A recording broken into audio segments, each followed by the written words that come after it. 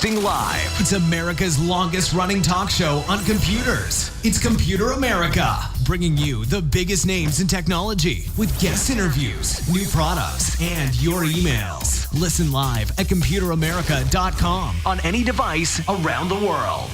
Email the show at live@computeramerica.com or find us on social media. Be sure to check out our website for contests, giveaways, show notes, live video stream, podcasts, and more. You're listening to Computer America.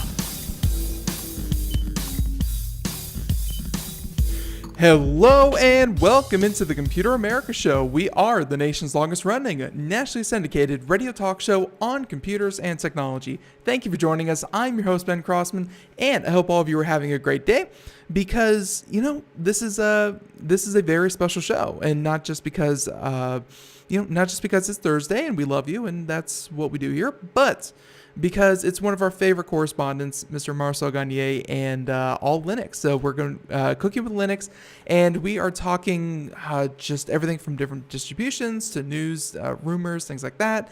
Hey, it's going to be a lot of fun. So you picked a good show to tune into. So with that being said, before we get into it with Marcel, let's go over a couple of things, including computeramerica.com. That's where you'll find everything from the show notes, which Marcel put a lot of work into. So anything that you want to check out, anything that you feel like you want to, that we mentioned here on the show, you can find a link to it right there. Also, be sure to check out the social media contest brought to you by Logitech, and check out the live video stream brought to you by OWC. And also, yes, Marcel will be on there as well. So, with that being said, no more time for dilly-dallying. We're just going to go ahead and, as I said, get to it with Computer America All Linux Show, Cooking with Linux, Marcel Gagne. So, Marcel, welcome into Computer America. How you doing? I'm doing great. How are you doing? Thanks for having me over, by the way. Our pleasure, our pleasure. And so, I'm so caught up in the whole conversation before the show, but now getting to the show, really. Yeah, I was messing you up before the show. I apologize. No. You're full of good ideas, and I didn't even have to whack you like a piñata. That was great. It just came out. So, but everyone out there, Marcel Gagne is our Linux correspondent, and he is here because, hey, I know one day a month for the all-important Linux seems so very little, but And I love penguins. I love penguins. So, too, yeah. Everybody loves penguins. Yeah, Tux is a great guy. So, so we're doing all things Linux, but let's give a little bit of a precursor for anyone out there who may be just joining us for the first time. Marcel, what makes you so qualified to speak on Linux? Oh, geez, you had to ask me a question like that. It's because of what I asked you before the show, isn't it? Who the heck are you anyways? Who the heck am I? Okay, well, actually, I'm a guy that's been following and working with Linux and open source software for a long time. I've written hundreds of articles, 6 books. I've done radio, television, talking about Linux and open source software. I've spoken at industry conferences. So basically, I've been around this for quite a long time. And one of the reasons that I think you want to chat with me is because I think this stuff is cool, and I think this stuff is fun, and I think it's not just that it's important for the world and society to know this technology. I actually think that it's actually fun to work with this stuff. So I'm here for the fun. I'm here for the for the pleasure and the excitement and the learning possibilities of working with free and open source software, which is just really cool. I mean, we could get into the whole philosophy of Linux and open source software, but we've only got like an hour, so it's something that I have definitely learned from your visits is that I think there may be a misconception that Linux is not fun, that Linux does not play games, that Linux is not good for music, that Linux is simply a server or a space to, make the infrastructure of technology as we know it, kind of work. But you've shown Linux is fun. Linux is fun, and Linux is more fun when you drink. Sometimes. A little bit. Responsibly. That's right. Drink responsibly. Yes, one of the things that we do on the show, and that's, and by the way, this goes back to a column that I started doing with Linux Journal long time ago. I was doing a column for Linux Journal called Cooking with Linux, where I impersonated a French chef and in a French restaurant. And what I did was every month I would have a special wine and with the column, and I would I'd recommend food and wine with the free and open source software that we covered in it. So the whole wine thing with me and Linux is just gone hand in hand from the beginning. So today I just want to I am drinking. Well, let me hold up the bottle here. I am drinking Connoisseur Bicicleta Pinot Grigio, which is a Chilean wine from 2017. It's a nice dry wine. Hang on here. Very fruity, well balanced. There are hints of lemon in this thing, but you also get little tiny apple, pear, those sort of light fruit flavors in there. But it's a nice, easy drinking wine. Like I said, very dry, and I'm a big fan of things that I can buy for like $10 a bottle. I'm always curious. I mean, when you go to the store, what draws your eye? Is it we start at the box wine and we go from there, or is it just anything that kind of has a nice color to it? How do you explore new wine? I just explore. I'm kind of like a kid in a candy store when I go to the liquor store. I mean, one of the things that I do is I honestly take a look at the labels. I have an app on my phone here. I have an app on my phone called Vivino. Vivino. Mm-hmm. Typically, I don't recommend software for phones, but but I'll point this one out. And Vivino is kind of like the crowdsourced version of a wine expert. And not only will they show you different wines at different price points, so you can actually explore different wines at different price points. And I kind of have a philosophy with wine, which is something like this: like my daily wines, like the thing that I will drink every night with supper time or just before bed after I throw the kids in bed, are the wines that basically will run let's call them $10 a bottle. Once a month, I'll go for something which is like $15, $20 a bottle. Mm-hmm. And once or twice a year, we'll just go nuts. Maybe I'll spend $50 on a bottle. I'll never spend like $200 on a bottle, but I might spend like as much as $50 and explore it that way. But Vivino is cool because what you can do is you can take your phone and then you go up to it and you do it like this.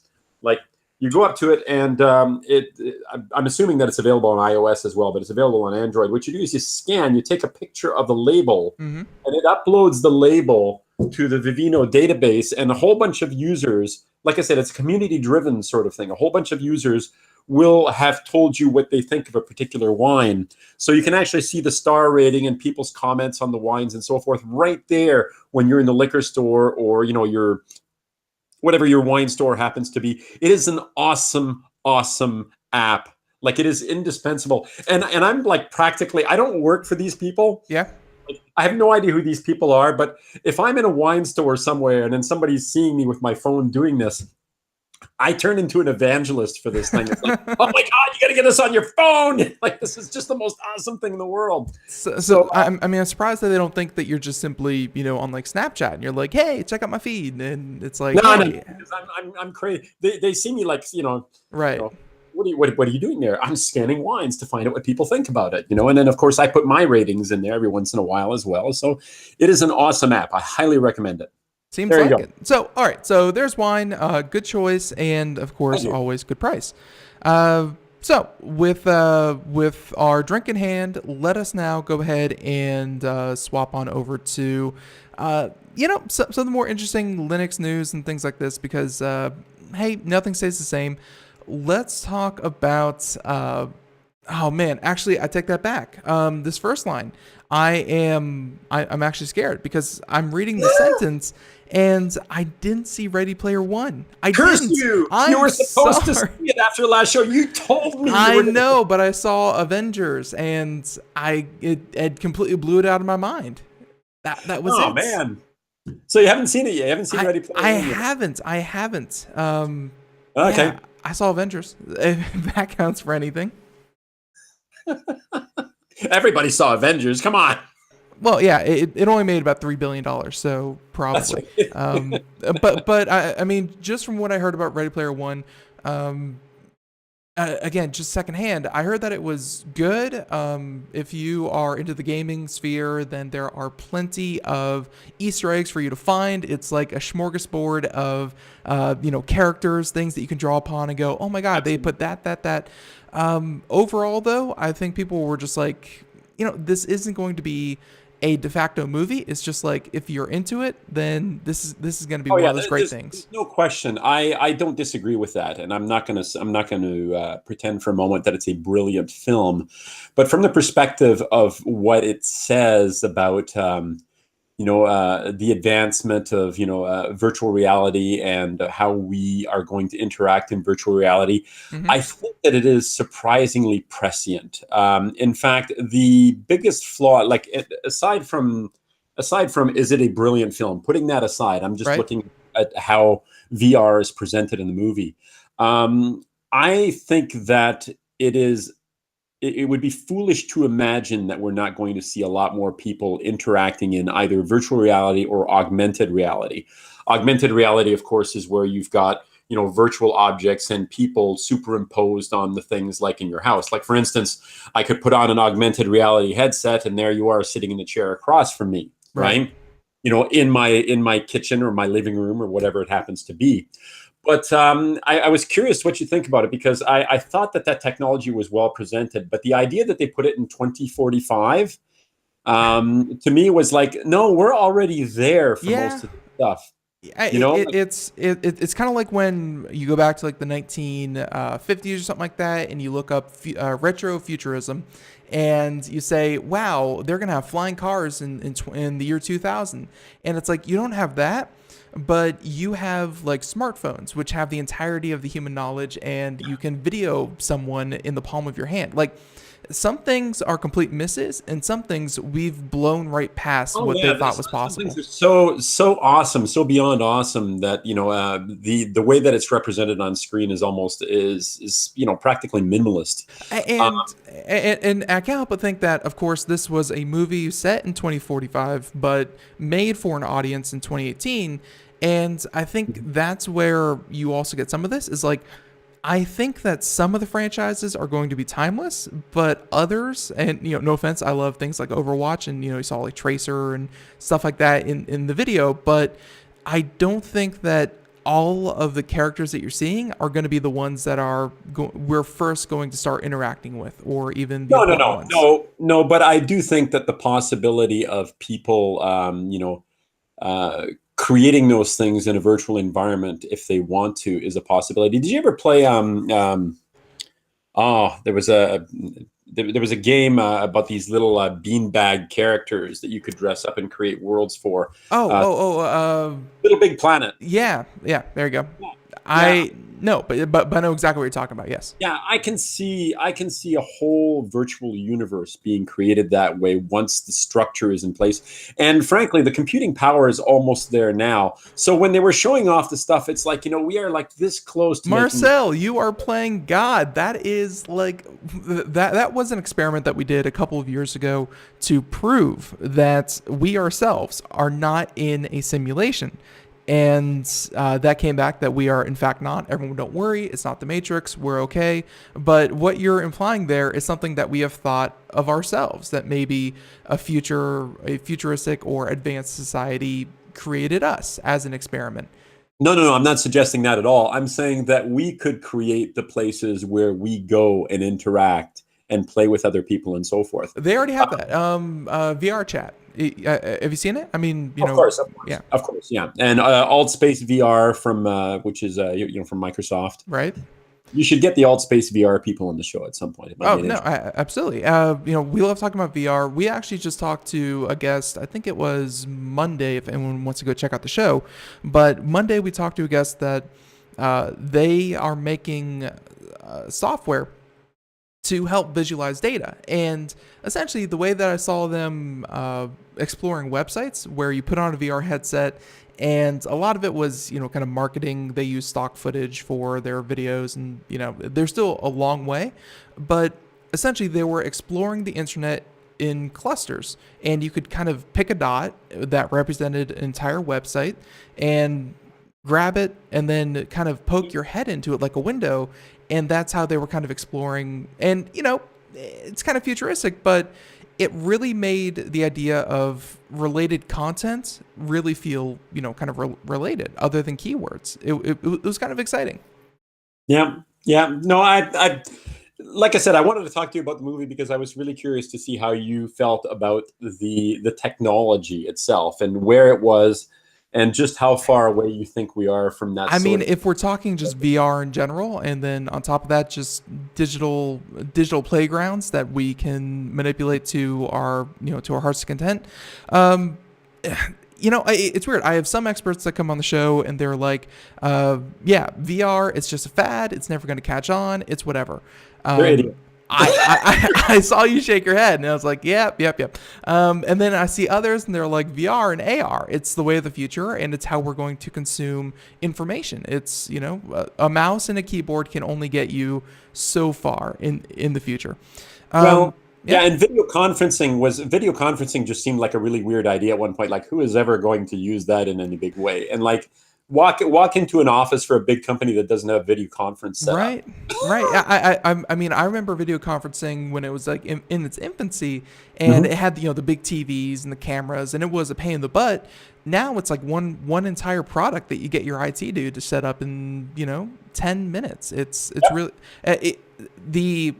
So the things that have to happen for Ready Player One are ease of use, accessibility, and I guess just the technology to really make you want to be in there. Because right now, VR, regardless of how many times I see people play it, how enthusiastic, how much they like it, it's just not there yet physically. It's tiresome, it's tedious, it's draining. And that's why some combination of AR and VR is the next step. And then, of course, you've got to have sets that are completely self-contained. You can't be wired to something. You're telling me you don't want to look like Predator. It's just you can't have the VR noose around your neck. It's got to be like, there's a new Lenovo headset. Lenovo just released a headset which is completely self-contained, and I believe the next generation of the Oculus is completely self-contained. Right. They're working on it. Yeah, so I think that people who think that it's a passing fad are missing the point of just how transformative, not just virtual reality, but augmented reality technology is going to be going forward. Like, they're just completely missing the point. So and I apologize for making people pointing them to past episodes of the show here, but Friday the 4th, Pure Imagination Studios, they created, and I'm sure, Marcel, you may have heard of a franchise, Alien. The aliens, the creatures, the xenomorphs. You mean like the big thing that comes out, the face hugger, all that stuff? Yeah, exactly. Never heard of it. Yeah, so great movie. Check it out sometime. It's good. So, anyways, Pure Imagination Studios worked with the company who licensed Alien, and they created a VR kind of experience where you put on a headset. It's set up in like a mall, so think of like an all-enclosed kind of deal. Put on an AR headset, a VR headset, and a gun, and it's kind of like a guided walkways and stairs and ladders, and you go through experiencing a story all in virtual reality with like 4 other people. And there's a beginning, there's an end, there are scores, so on and so forth. But it's VR. It's VR because it's a VR headset, but it's VR, and that experience exists today. You can go try that out in a mall. What's going to happen in 5 years? So I'm on your side.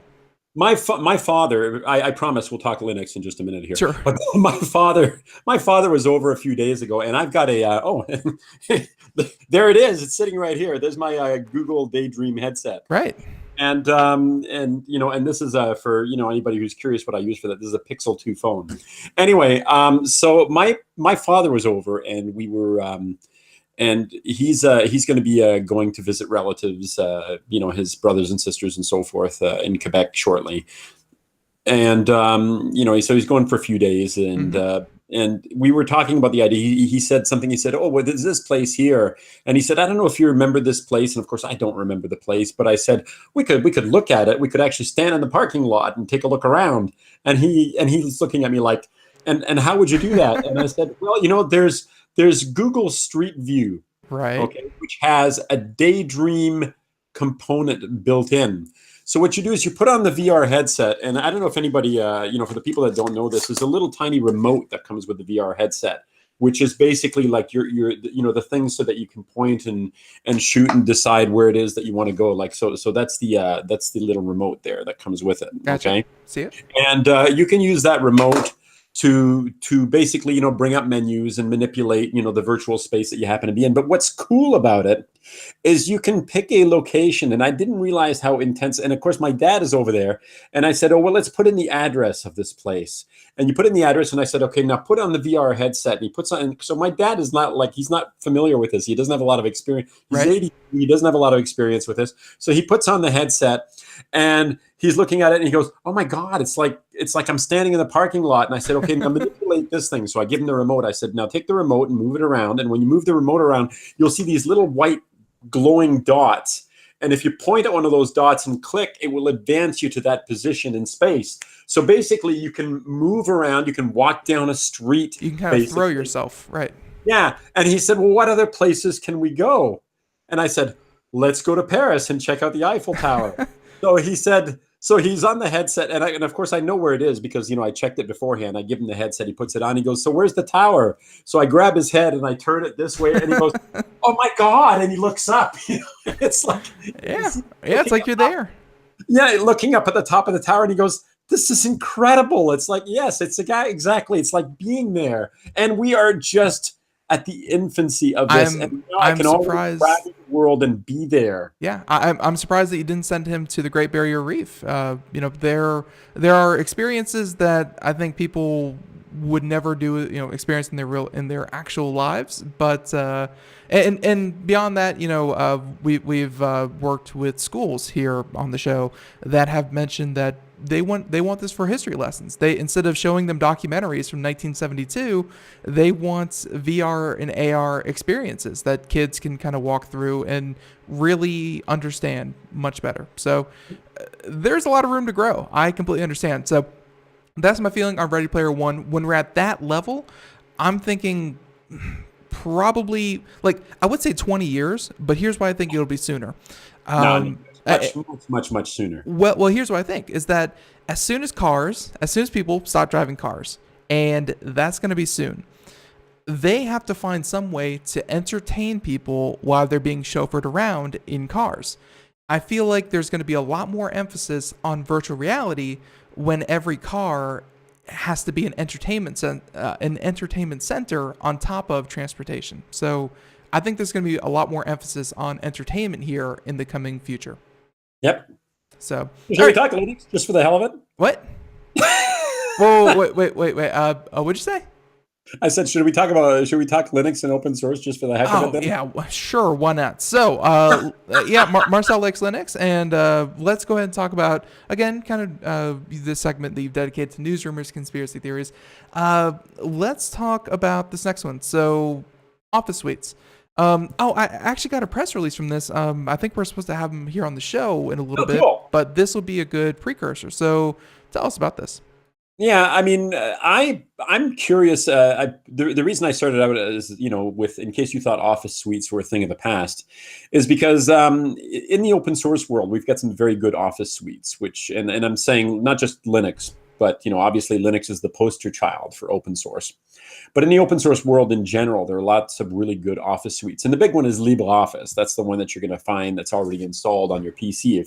If you install a Linux distribution, almost any Linux distribution, that's what they're going to have, LibreOffice, which is basically a drop-in replacement for Microsoft Office. And I'll be honest, that was my first foray into Linux, was that I had to get work done for school. And when you go to buy, or back then when you used to go buy a license, Office was a scant like $300 or something like that. It was prohibitive.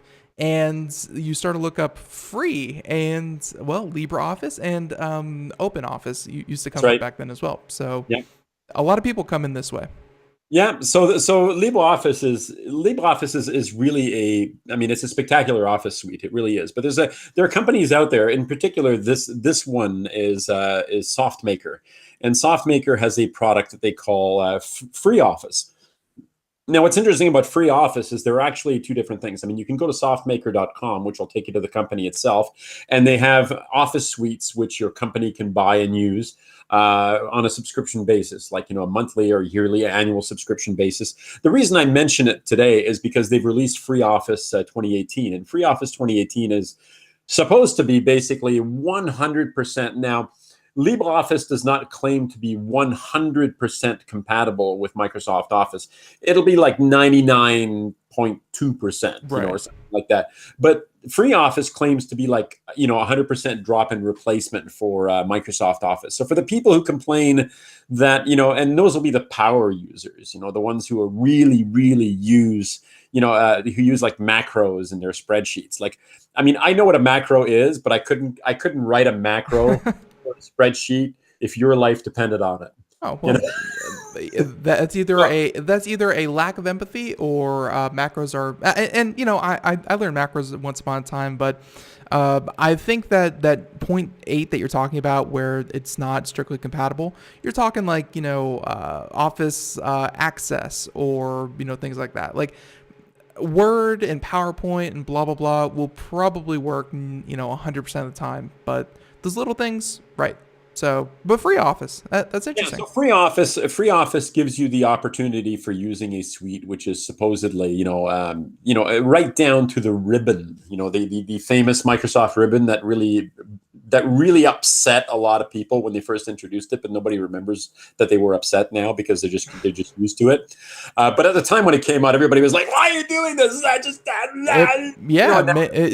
It kept people from upgrading from 2003 to 2007 because they're like, I don't want to learn the ribbon, and then eventually everything broke, and they're like, oh crap, I have to learn the ribbon. Yeah, and now nobody remembers that they were ever upset about it, Right. But anyway, so for those people who like that layout now, Free Office has all that.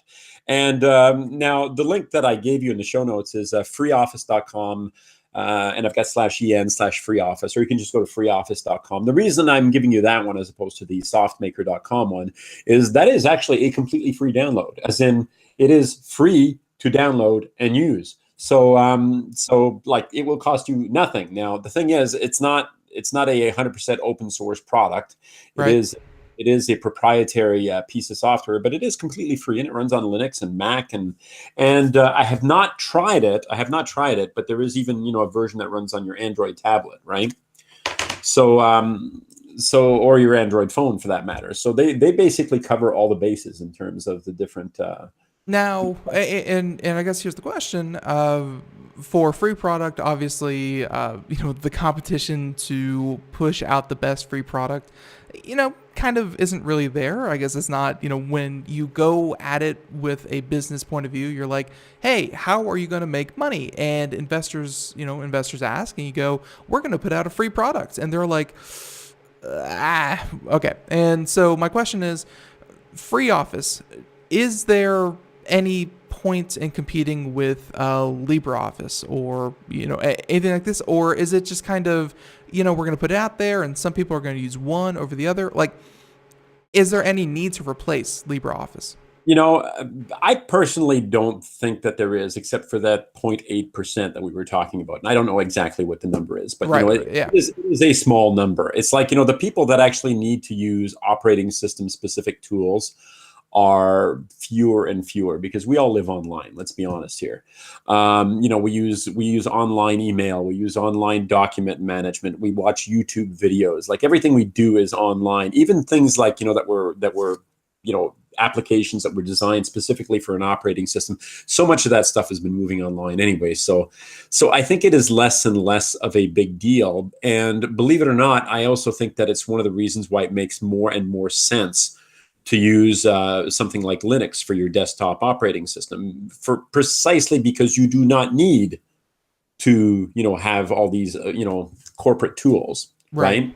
You can just use what's available. You can just use completely free and open source software, and that's going to open the door for the next thing that I wanted to discuss here anyway.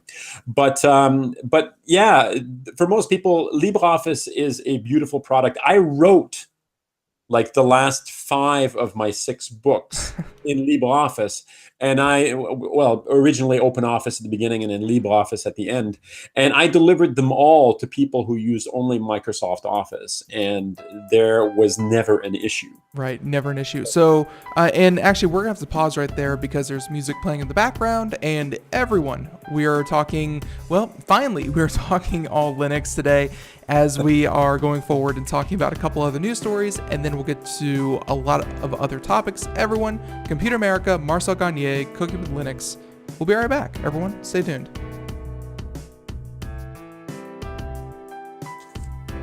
Are you tired of high cable TV rates? Sign up for Dish today and get a $500 bonus offer while supplies last. Plus, lock in your price for 2 years guaranteed. Call All American Dish, your Dish authorized retailer now. 800-471-5325. 800-471-5325. That's 800-471-5325. Offers require credit qualification, 24-month commitment, early termination fee, and e-auto pay. Restrictions apply. Call for details.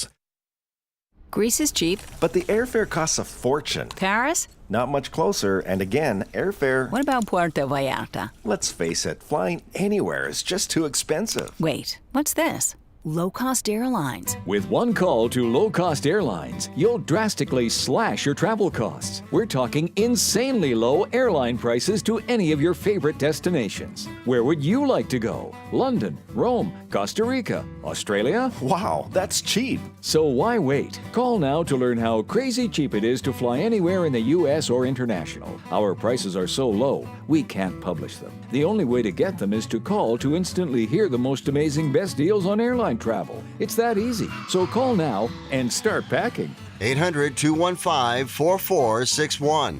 800-215-4461. 800-215-4461. That's 800-215-4461.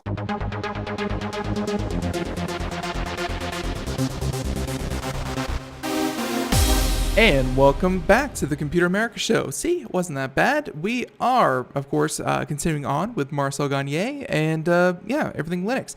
By the way, if you missed any part of today's show, feel free to check it out wherever podcasts are heard, because the podcast is simply the entirety of the show rebroadcast to iTunes, Google Play, SoundCloud, Spreaker, Blog Talk Radio, whatever. Everything right there when you need it. So, okay.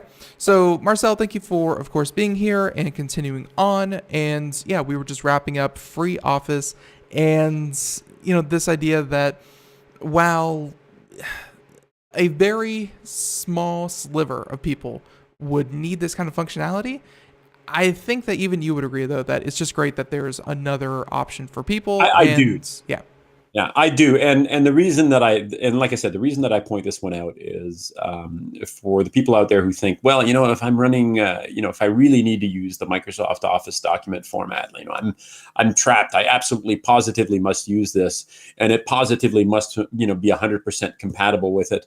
Then you can just, use a suite like this as your drop-in replacement as opposed to LibreOffice, and you have no excuse at that point. So. Right. So yeah, it's so all right, good, free, and of course a link to it in the show notes. Now, you said that leads into open source software in the next one.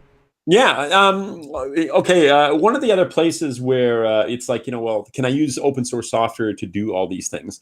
You may remember we did a show where I talked about the Librem phone, which was like this privacy focused phone by the company Purism, right? Yeah. Right. Exactly. Purism. Did you have them on the show at some point?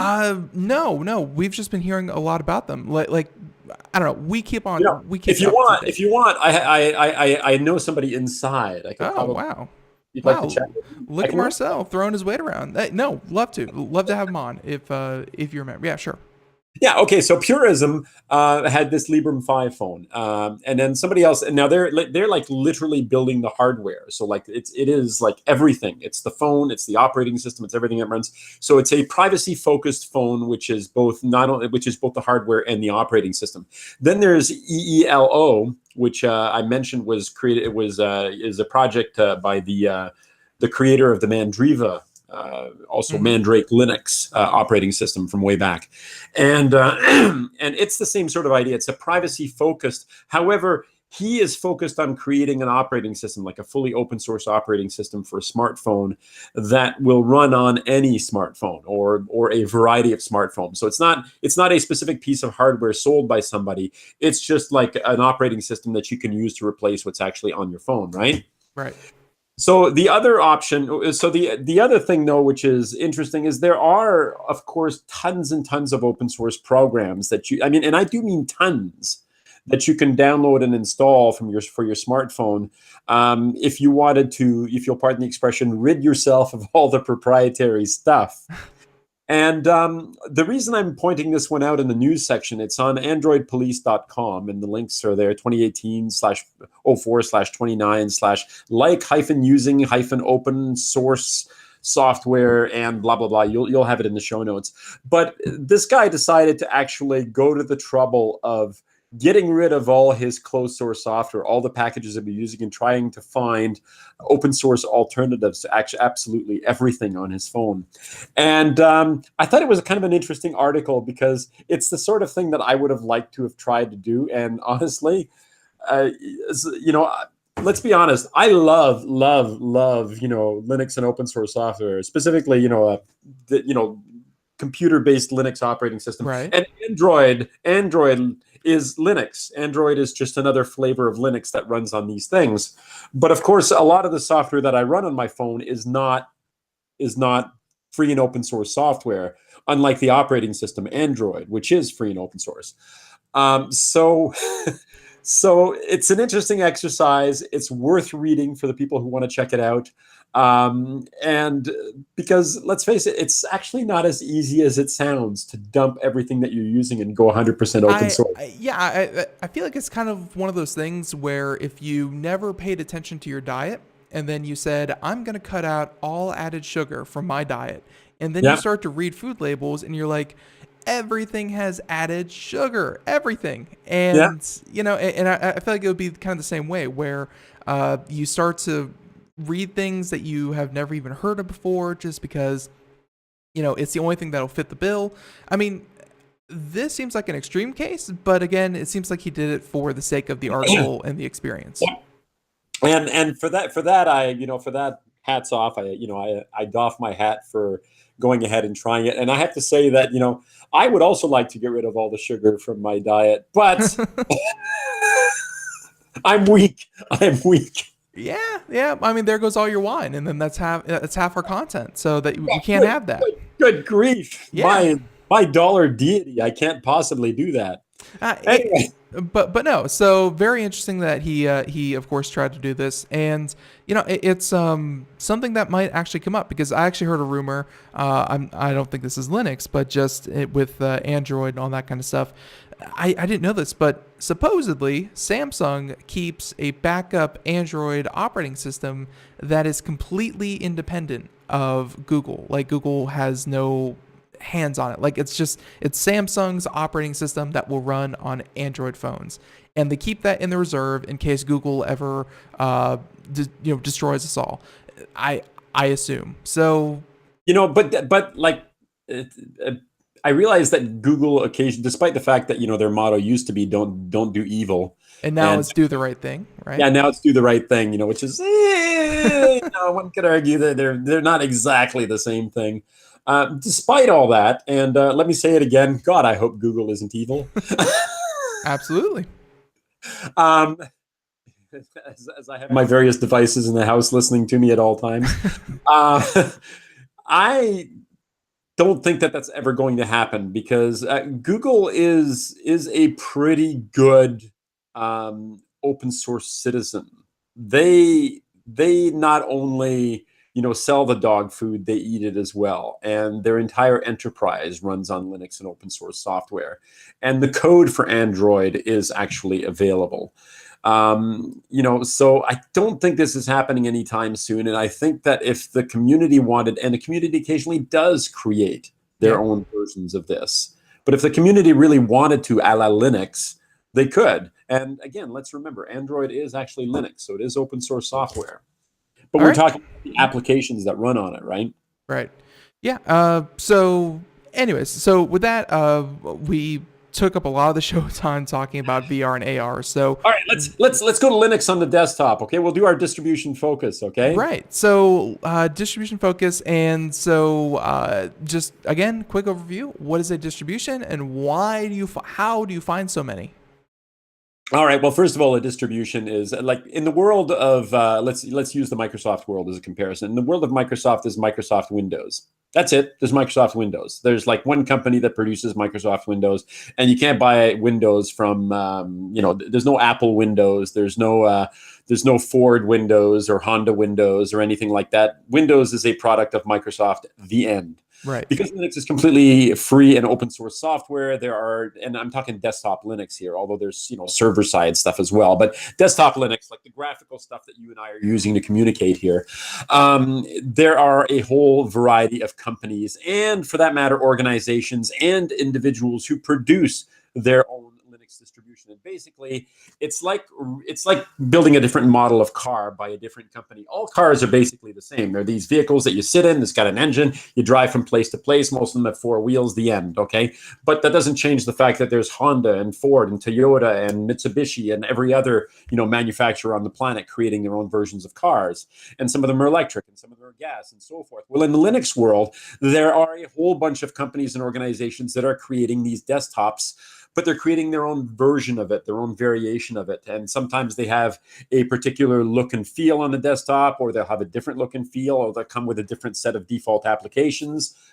In the case of like LibreOffice, for instance, some of them might have AbiWord, just to use it as to use a word processor that most people have never heard of, but is available under the Linux platform. Or they'll use Numeric, for the calc spreadsheet. So that's really what it comes down to. How do you find them all? Well, you can just do a search on Linux distributions, or you can go to distrowatch.com. Okay, I have heard of DistroWatch, right? Yeah, DISTRO. Distrowatch, DISTROWATCH.com, and basically it's like a running stream of whenever a distribution produces a new version and and makes it available to the public, you can read about it, what's different and so forth. You visit the website for that particular distribution, and you can download like a whole operating system for your PC. Most distributions, big distributions, especially desktop distributions, will have a what's called a live version, which you can then burn the image onto a CD or a DVD, depending on how big it is. Typically nowadays it's a DVD, or a USB key for that matter. And then you just boot up off of that, you try it out, and if you like it, you can install it to your PC. And part of me feels like that process is pretty easy, but at the same time, physical media, as you know, is going by the wayside. Just as an aside, is there any effort to kind of, I don't know, I know there are virtual machines where you could, kind of load these things up. You don't even have to restart your computer. You can, kind of do this all on the fly. Yep. Is there any way to do this besides physical media? I know it's a big ask because you can't, read from a drive and write to it, to install an entirely new operating system. Without having some kind of an external media. Right. And you have that same problem, by the way, with Windows. If something happens to bork up your computer. Oh, right. You have no choice but to go to external media. You're kind of done for. Right. If you put in a new drive because it crashed, for instance, you're going to have to get an external media, which means you'll have to, that free Microsoft Windows copy that you thought was free, you're going to find out what it actually costs you to be able to reinstall it on your PC. Yep. And actually, as an aside, did you hear about the guy that got sent to jail for 5 years or something like that, or 10 years for he ordered like 10,000 install CDs for Windows XP, and he ordered them from China. He was giving them away with refurbished computers because he was saving computers from the landfill. He would go out, fix them up, clean them up, and have a new version, a cracked version of Windows XP. And he would give them away to schools or other places that needed computers. And yeah, because he had those cracked, counterfeit, physical Windows CDs, he was sent to jail for 10 years for stealing software. So he was doing the right thing, but it wasn't legal. Right.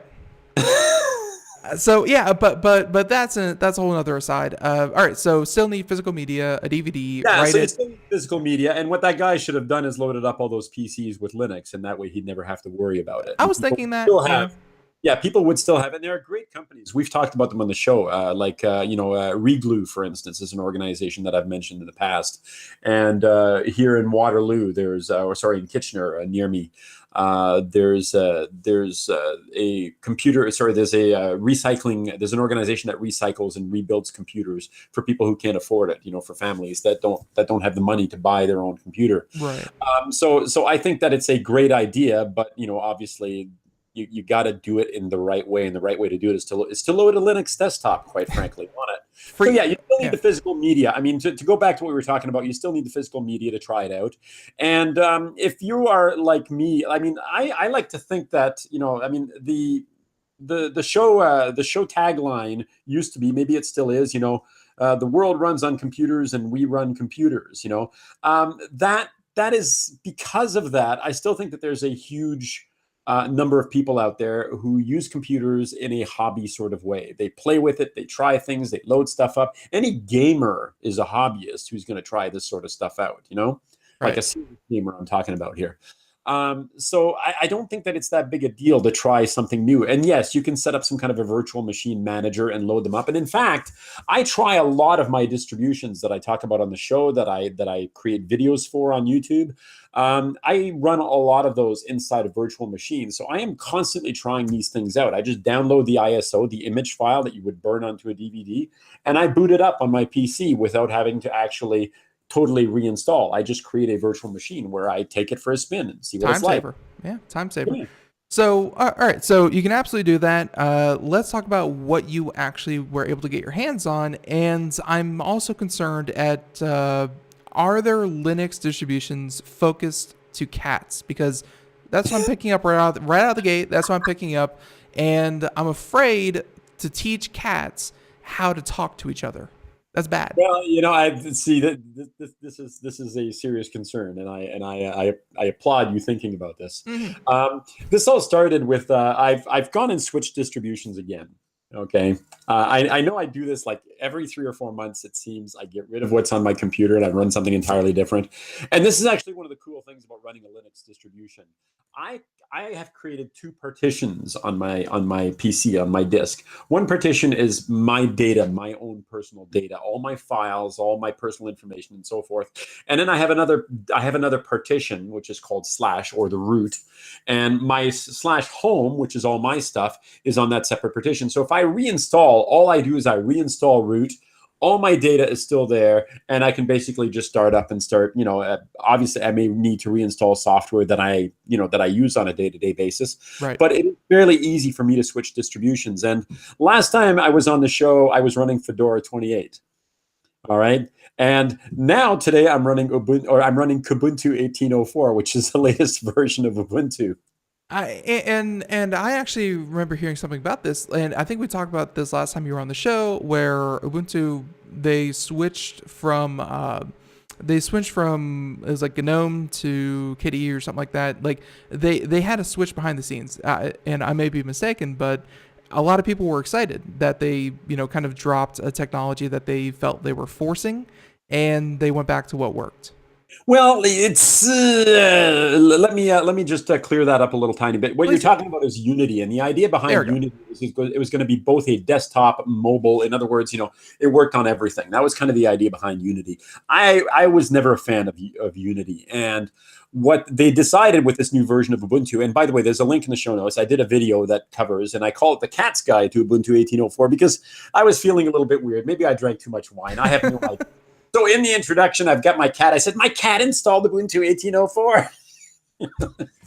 Did you kind of like use his paw to hit the enter key and be like, yeah, there we go. Yeah, that sort of thing. I think she's going to hate me for a long time for that. But it's like she's avoiding my computer now. She doesn't want to go on the keyboard anymore. So I think I've cured her of that now.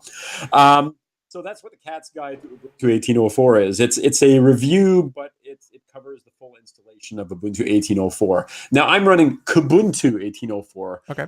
focused on the KDE/Plasma desktop as opposed to the GNOME desktop. Now, when you were talking about the Unity GNOME thing, so what Canonical, the company behind Ubuntu, did was they decided, we're just not going to do Unity anymore.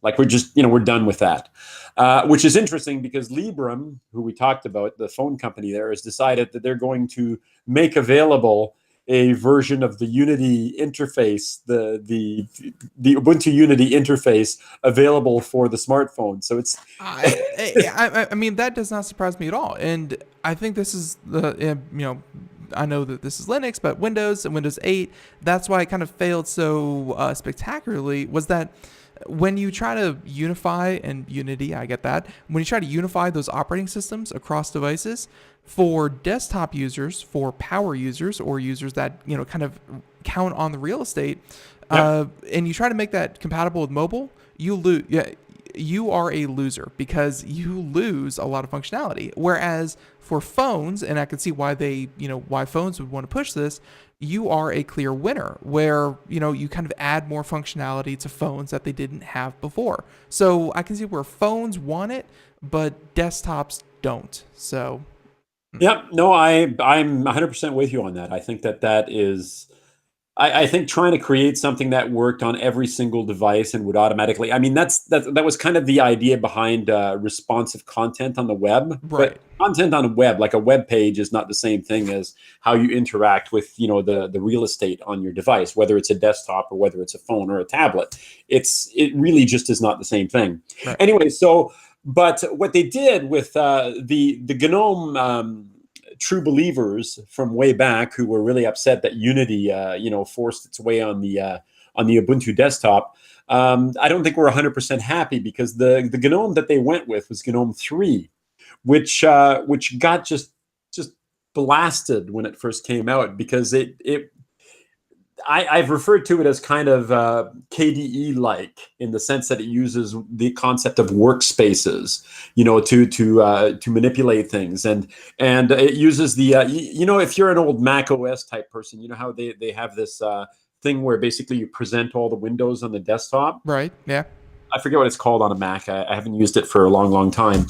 But so they've got this similar concept, which has been in KDE for a long time, but GNOME 3 also has. And so I'm one of those people that loved GNOME 3 when it came out. I thought, this is really great. This is like GNOME is finally taking this jump into the future. It's finally being modified to something that's more usable, that's prettier, that's nicer. But of course, the people who didn't like the ribbon, in Microsoft Office, those people in GNOME were going, but it's not GNOME. It's not it's not what I'm used to from way back when. Well, anyway, so when Canonical decided to go back to GNOME, they didn't go back to GNOME 2. In other words, the classic GNOME. They decided to go to GNOME 3. So that made me actually very happy because I happen to like GNOME 3. Even though I am a KDE Plasma guy, probably until KDE Plasma does something so awful that I just can't look at them anymore, I can work with GNOME 3. I like GNOME 3. I'm sure there are lots of other improvements under the hood. It only made sense. I'm sure that 3 isn't the worst thing in the world. So all right, so Ubuntu and Kubuntu. Let's talk about what you kind of felt with that, because this is one of those, sometimes you come on and it's like, hey, here's a distro you've never heard of, and here's how it played out. And this is one of those that if you're looking for, a first-time Linux distribution, Ubuntu, Kubuntu, they're up there. Awesome choice. It's an absolute awesome choice. And one of the reasons it's an awesome choice is, hopefully we'll have time to talk about the next one that I've got underneath here. Sure. But the reason that Ubuntu and Kubuntu is an awesome choice is because if you're going to pick a distribution where you think that you might need some hand-holding, there are huge community of people and companies and businesses and you name it that use Ubuntu. Okay, so this is not some distant niche product that nobody knows anything about. No, this is like the biggie. Especially when it comes to the desktop. Red Hat is the biggie in the server space. And I understand that this Fedora desktop and so forth, but Ubuntu is everywhere. you're going to find somebody that's running Ubuntu or Kubuntu out there somewhere. And by the way, the Ubuntu difference is the desktop environment. The applications that run under the surface, things like LibreOffice, for instance, or Google Chrome or whatever, are going to be the same anyway. So it's just the way it's, it's the look and feel of your desktop, but under the surface, everything is still the same. So. Right. Yeah. Yep. And so I mean, you did this video, the Cat's Guide. What did you really kind of explore about it? Is this a guide for people who have not upgraded Ubuntu in a while? Is this for new people to Linux altogether? Yes. This video that you made, what's the thrust of it?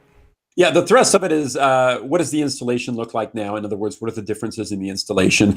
And one of the big differences in installation is they now have a minimal installation. In other words, you can have a really, really basic desktop, like in the sense of a Chrome desktop, for instance, where you don't have you don't have Office applications, you don't have all these other things. It's basically operating system, web browser. Now you can connect to the internet and do stuff. So they have a minimal install, which I think is really kind of a cool thing.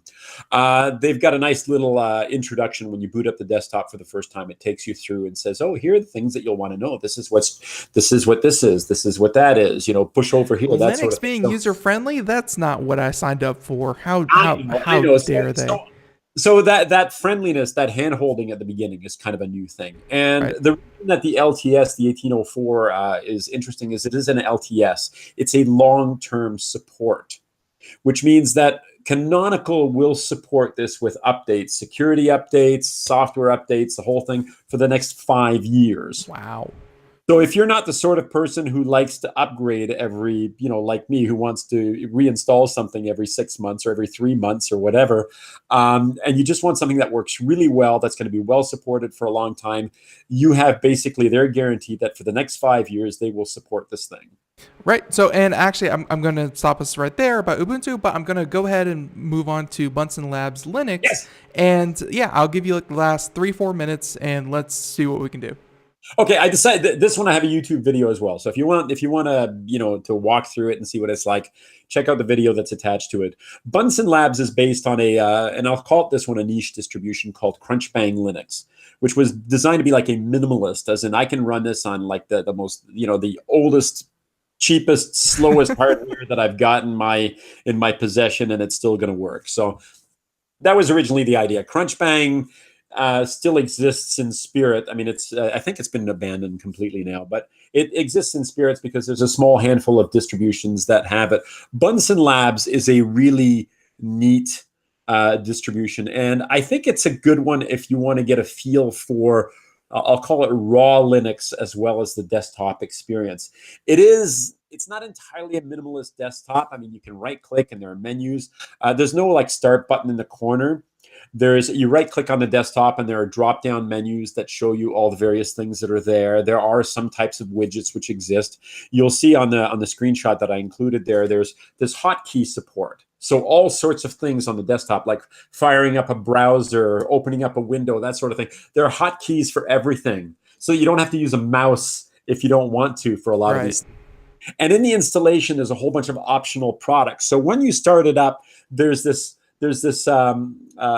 startup screen that says, there's a bunch of optional software. Would you like to install it? So it takes you through this question and answer thing for installing things. And what's neat about it, if you want to really geek out, this thing is great because the whole thing happens in a text window.